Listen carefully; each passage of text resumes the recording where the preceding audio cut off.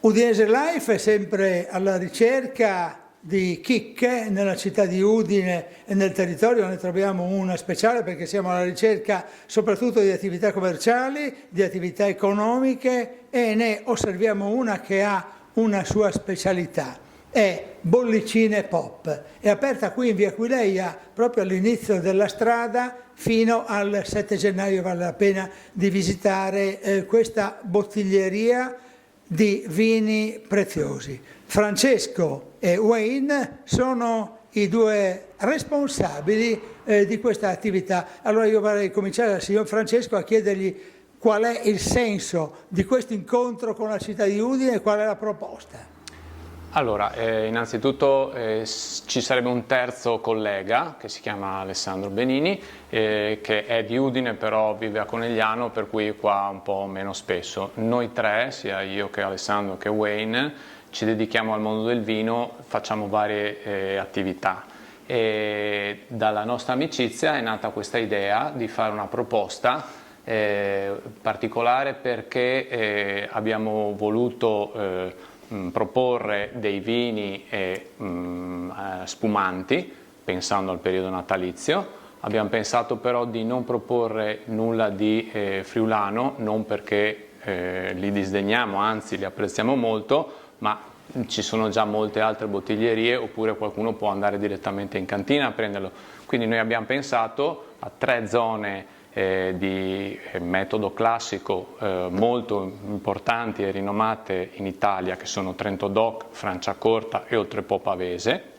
All'interno di queste 3 zone abbiamo selezionato una cantina per ciascuna zona e di queste cantine 3 referenze, quindi 3 bottiglie, per cui in totale abbiamo 9 tipi di vini, che non sono molti, ma per un mese di apertura abbiamo ritenuto che fossero sufficienti, anche perché la particolarità, quello che forse ci distingue un po' anche dalle altre bottiglierie, è intanto che abbiamo cercato di ricreare un ambiente familiare, casalingo. Qui le persone vengono, tante volte si siedono e chiacchierano quasi un salottino, un punto di incontro. Esattamente, anche perché ogni giorno apriamo una delle bottiglie che abbiamo in vendita e le offriamo un assaggio, in modo che le persone possono testare la qualità del vino senza dover comprare alla cieca.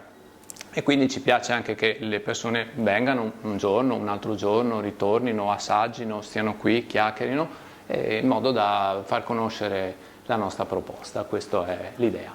Wayne, lei ha un ottimo italiano, però tradisce una cadenza esterna degli Stati Uniti d'America. Sì, sono ovviamente americano, con questo accento, sì. Sì, sono 22 anni, però sono residente qui a Friuli. Sono venuto qua anni fa per lavorare nel mondo di vino, ho sempre lavorato qui, sono libero professionista adesso per 3 anni.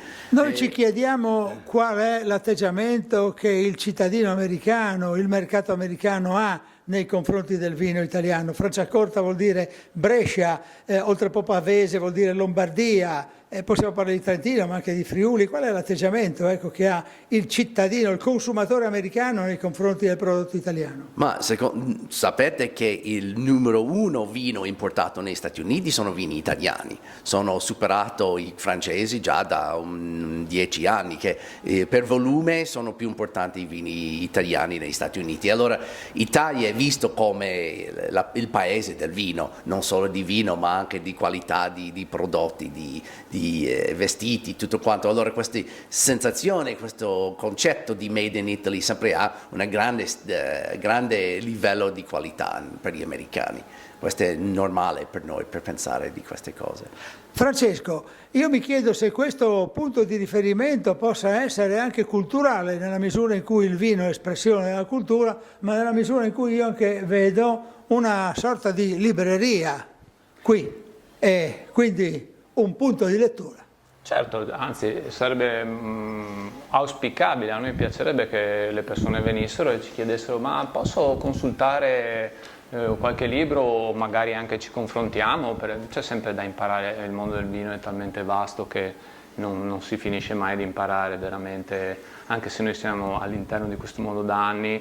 È come se avessimo iniziato ieri, sentendo parlare soprattutto con persone che ne conoscono e ne sanno ben più di noi, ecco. E neanche noi abbiamo memorizzato tutto ogni tanto, e noi dobbiamo Esatto, vedere dobbiamo un libro, confrontarci, confrontarci sì. per capire meglio un soggetto, una conversazione, una domanda. Mr. Wayne, qual è l'errore che il consumatore italiano può fare nel momento in cui accede al prodotto vino? Secondo me il più grande errore è di non pensare abbastanza del tuo palato. Spesso nella mia esperienza qui in Friuli, in Italia, che persone spesso dicono che questo vino non assaggio perché non sono capace o non sono di altezza. Invece no, dobbiamo assaggiare tutto, dobbiamo assaggiare tutti, dobbiamo essere più sicuri di sé e dire che questo mi piace e questo non mi piace. Non serve un'educazione per apprezzare un vino.